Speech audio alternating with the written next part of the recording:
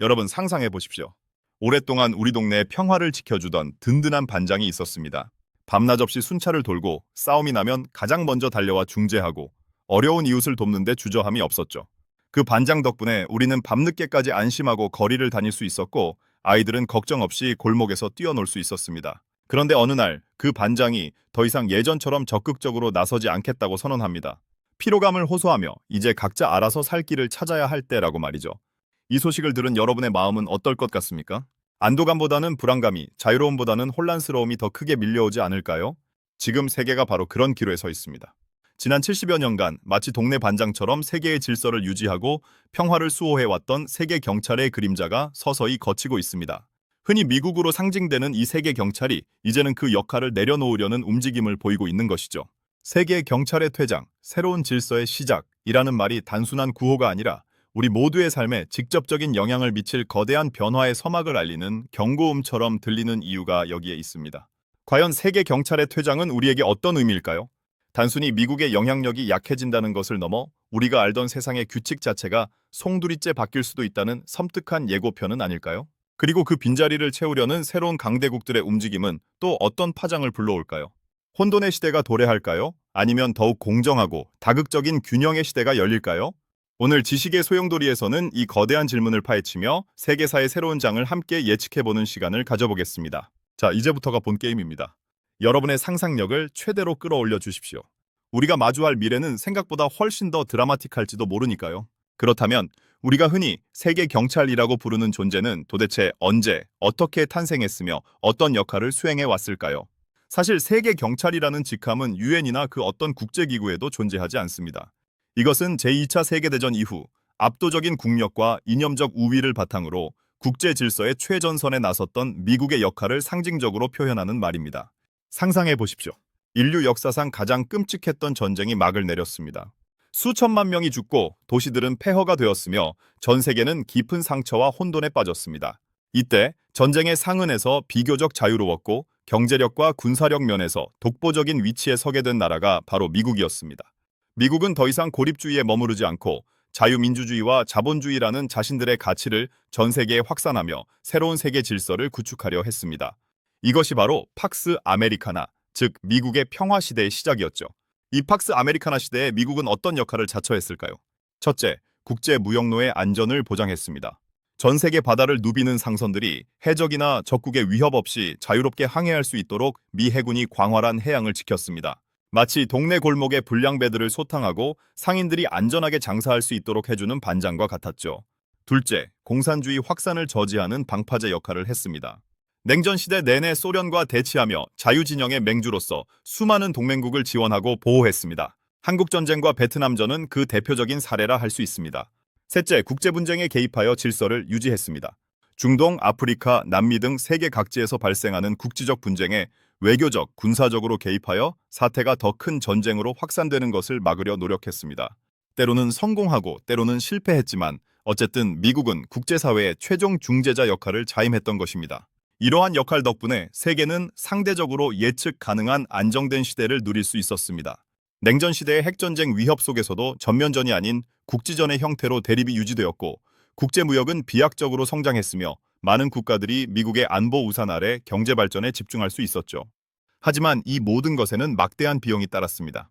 전 세계에 퍼져 있는 미군 기지, 동맹국에 대한 안보 공약, 그리고 끊임없이 발생하는 분쟁에 대한 개입은 미국의 국력에 상당한 부담으로 작용했습니다. 과연 이 막대한 짐을 미국은 언제까지 짊어질 수 있었을까요?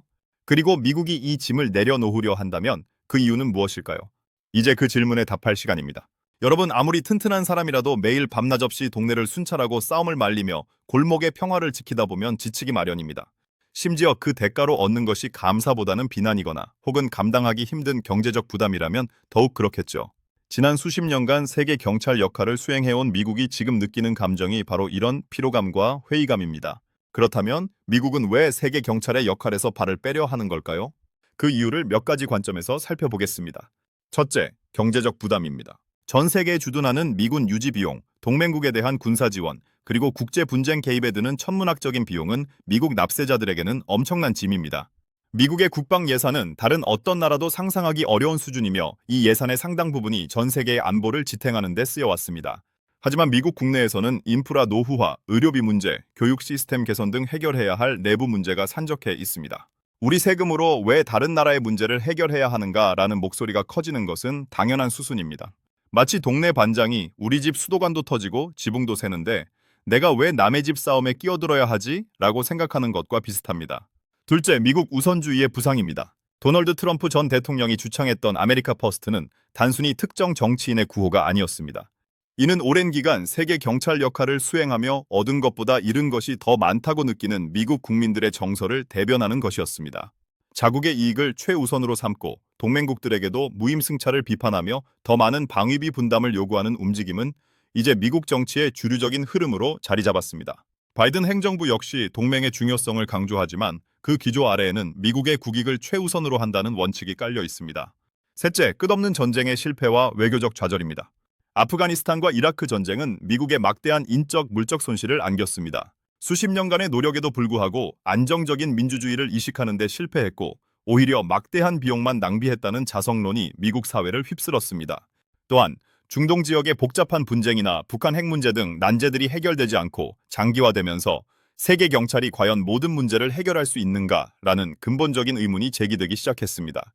이제 미국은 더 이상 세계의 문제에 무조건적으로 개입하기보다는 자국의 직접적인 안보와 이익에 부합하는 문제에만 선택적으로 개입하려는 경향을 보이고 있습니다. 이러한 복합적인 요인들이 맞물리면서 미국은 이제 세계 경찰의 망토를 벗어던지고 싶어 하는 것처럼 보입니다. 이 변화는 단순히 미국의 정책 변화를 넘어 지난 70여 년간 유지되어 온 국제 질서의 근간을 흔들고 있습니다. 그렇다면 이 거대한 빈자리는 누가 그리고 어떤 방식으로 채우려 할까요?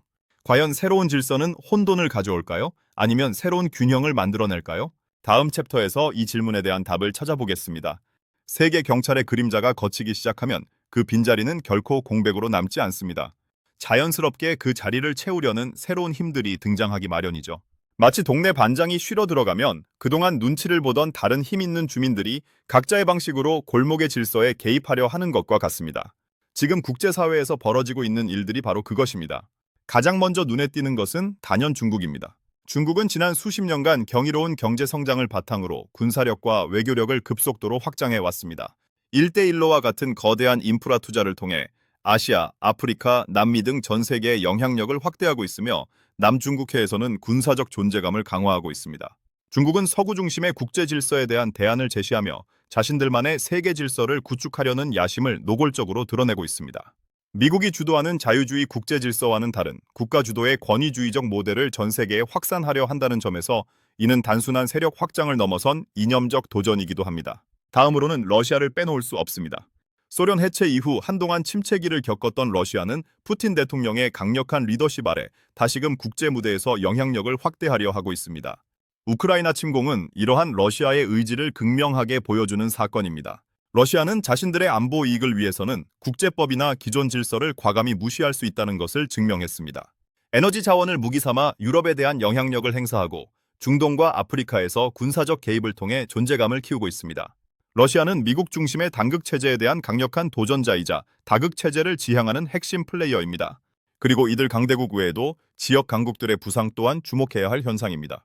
인도, 튀르키예, 사우디아라비아, 이란, 브라질 같은 국가들은 과거처럼 강대국의 눈치를 보지 않고 자국의 이익을 최우선으로 삼으며 독자적인 외교 노선을 걷고 있습니다. 이들은 각자의 지역에서 주도적인 역할을 하려 하며 때로는 강대국들과 협력하고 때로는 대립하며 복잡한 역학관계를 형성하고 있습니다. 이로 인해 특정 지역에서는 새로운 갈등의 불씨가 지펴지거나 예상치 못한 동맹 관계가 형성되기도 합니다. 마지막으로 국가를 넘어선 비국가 행위자들의 영향력 또한 무시할 수 없습니다. 거대 다국적 기업들은 국가 경제를 좌지우지하고 사이버 해커 집단은 국가 안보를 위협하며 테러 단체들은 국경을 넘어 테러를 자행합니다. 기후변화, 팬데믹, 핵 확산과 같은 초국가적 위협들은 더 이상 특정 국가만의 문제가 아니며 단일 국가의 힘만으로는 해결하기 어려운 복잡성을 띠고 있습니다. 이처럼 세계 경찰의 빈자리는 특정 한 국가가 채우는 것이 아니라 여러 강대국들과 지역 강국들 그리고 비국가 행위자들이 복잡하게 얽히고 설키며 새로운 질서를 만들어가고 있습니다. 이는 과거와는 전혀 다른 예측 불가능한 시대를 예고하고 있습니다. 과연 이러한 다극화된 새로운 질서는 우리에게 어떤 미래를 가져다 줄까요? 혼돈일까요? 아니면 새로운 형태의 균형일까요? 여러분, 세계 경찰의 역할이 약화되고 다양한 행위자들이 각자의 방식으로 영향력을 행사하려 할 때 가장 먼저 떠오르는 단어는 무엇입니까? 아마도 많은 분들이 혼돈이나 불안정을 떠올리실 겁니다. 지난 70여 년간 미국이 제공했던 예측 가능한 안정성이 사라진다면 그 자리를 채울 것은 과연 무엇일까요? 우선 국제 분쟁의 증가 가능성을 배제할 수 없습니다. 과거에는 미국이 개입하여 중재하거나 적어도 강대국 간의 충돌을 억제하는 역할을 했습니다. 하지만 이제는 강대국들이 각자의 영향력 확대를 위해 직접적으로 대립하거나 지역 분쟁에 개입하여 대리전을 벌일 가능성이 커지고 있습니다. 우크라이나 전쟁은 이미 이러한 변화의 서막을 보여주고 있습니다. 또한 핵 확산 문제도 더욱 심각해질 수 있습니다. 강대국의 안보 우산이 약해진다고 느끼는 국가들은 스스로의 안보를 지키기 위해 핵무기 개발에 나설 유혹을 느낄 수 있습니다. 이는 전 세계적인 안보 불안을 증폭시키는 결과를 초래할 것입니다. 국제법과 국제기구의 약화 또한 우려되는 부분입니다. 과거 미국은 국제법과 UN, 세계무역기구와 같은 국제기구를 통해 세계 질서를 유지하는 데 중요한 역할을 했습니다. 물론 미국 역시 자국의 이익을 위해 국제법을 어기거나 국제기구를 무시하는 경우가 있었지만 적어도 그 권위 자체를 부정하지는 않았습니다. 하지만 이제는 강대국들이 자국의 이익을 위해서는 국제법을 무시하고 국제기구를 무력화시키는 행보를 더욱 노골적으로 보일 수 있습니다. 이는 힘의 논리가 법의 논리를 압도하는 시대를 예고하며 약소국들에게는 더욱 가혹한 현실을 의미합니다. 그러나 한편으로는 새로운 질서가 반드시 부정적인 면만 가지고 있는 것은 아닐 수도 있습니다. 일부 전문가들은 다극화된 세계가 오히려 더 유연하고 다양한 협력 모델을 만들어낼 수 있다고 주장합니다. 특정 강대국에 대한 의존도가 줄어들면서 각국은 더욱 독립적인 외교 노선을 걷고 다양한 파트너들과의 협력을 모색할 수 있게 됩니다. 이는 특정 진영에 갇히지 않고 실리 외교를 펼칠 수 있는 기회를 제공할 수도 있습니다. 또한 서구 중심의 국제 질서에서 소외되었던 비서구권 국가들의 목소리가 더욱 커지면서 보다 포괄적이고 다양한 가치가 존중되는 세계가 될 수도 있다는 희망적인 관점도 존재합니다. 하지만 분명한 것은 우리가 지금 목격하고 있는 변화가 인류 역사에서 매우 중요한 전환점이라는 사실입니다. 지난 수십 년간 당연하게 여겨졌던 많은 것들이 이제는 더 이상 당연하지 않게 될 것입니다. 안정과 혼돈 사이의 줄타기, 갈등과 협력 사이의 미묘한 균형 속에서 우리는 새로운 시대를 헤쳐나가야 합니다. 과연 인류는 이 거대한 변화의 파고를 넘어 더욱 현명하고 지속 가능한 새로운 질서를 구축할 수 있을까요? 아니면 힘의 논리가 지배하는 혼란의 시대로 회귀하게 될까요? 이 질문에 대한 답은 우리 모두의 선택과 노력에 달려 있습니다. 여러분, 오늘 우리는 세계 경찰의 퇴장이라는 거대한 주제를 통해 우리가 살아갈 미래의 모습을 함께 상상해 보았습니다. 지난 70여 년간 세계 질서의 중심축이었던 미국의 역할 변화가 단순히 먼 나라 이야기가 아니라 우리 모두의 삶에 직접적인 영향을 미칠 수 있는 중대한 사건임을 깨달으셨을 겁니다. 세계 경찰의 시대가 저물고 새로운 질서가 시작되는 이 격동의 시기에 우리는 어떤 자세를 가져야 할까요? 먼저 변화를 직시하고 냉철하게 분석하는 통찰력이 필요합니다. 과거의 렌즈로 미래를 바라보는 것은 위험합니다. 과거의 국제 질서가 제공했던 안정성에 대한 막연한 향수나 변화에 대한 맹목적인 비관론 모두 경계해야 합니다. 지금 벌어지고 있는 일들을 객관적으로 파악하고 각 국가와 행위자들의 의도를 정확히 읽어내는 지혜가 중요합니다. 다음으로 유연성과 적응력이 필수적입니다.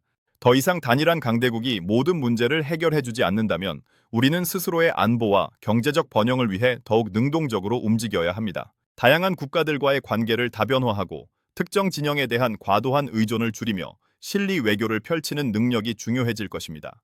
마치 거친 파도 속에서 홀로 항해하는 배처럼 상황에 따라 돛을 조절하고 방향을 전환하는 민첩함이 요구됩니다. 마지막으로 우리 스스로가 미래의 이야기꾼이 되어야 합니다. 세계 질서의 변화는 단순히 강대국들의 힘겨루기만이 아닙니다. 이는 인류가 어떤 가치를 추구하고 어떤 미래를 만들어갈 것인지에 대한 근본적인 질문을 던집니다. 우리가 꿈꾸는 미래의 질서는 무엇이며 그 안에서 우리나라는 어떤 역할을 할 것인지에 대한 고민을 시작해야 합니다. 세계 경찰의 퇴장은 불안과 혼란을 동반할 수 있지만 동시에 새로운 기회를 의미하기도 합니다. 어쩌면 지금이야말로 지난 시대의 한계를 넘어 더욱 공정하고 지속 가능한 국제 질서를 만들어갈 수 있는 절호의 기회일지도 모릅니다. 이 거대한 전환점에서 지식의 소용돌이는 여러분과 함께 끊임없이 질문하고 탐구하며 더 나은 미래를 위한 지식의 나침반이 되겠습니다. 오늘 이야기는 여기까지입니다. 여러분은 다가올 새로운 세계 질서에 대해 어떻게 생각하시나요? 댓글로 여러분의 의견을 자유롭게 공유해 주십시오. 여러분의 생각이 곧 새로운 지식의 소용돌이를 만들어낼 것입니다. 다음에도 흥미로운 지식 이야기로 다시 찾아뵙겠습니다. 구독과 좋아요, 알림 설정 잊지 마세요. 지금까지 지식의 소용돌이였습니다. 감사합니다.